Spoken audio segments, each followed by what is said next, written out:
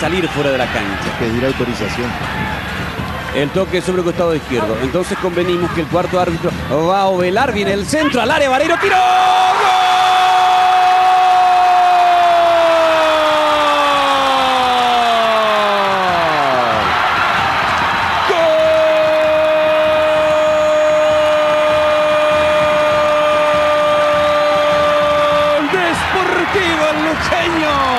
Golazo de Néstor Vareiro.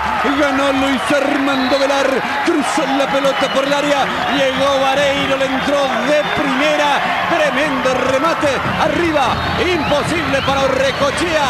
Golazo de Vareiro. Y en el Feliciano Cáceres, Luqueño le está ganando a Guaraní 1-0. Otra de las corridas de Ovelar.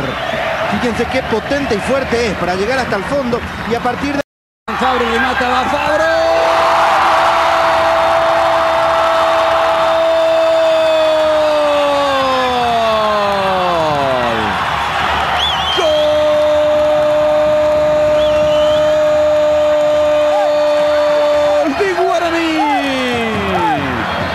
Jonathan Fabro de tiro penal, remató con la calidad y la pericia acostumbrada, descolocó totalmente a Villasanti, empata Guaraní, lo empata de penal Jonathan Fabro, el partido está 1-1.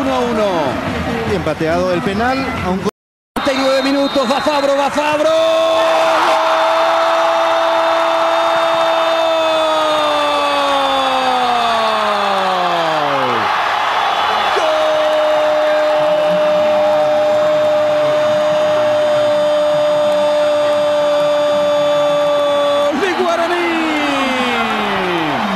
Jonathan Fabro de penal.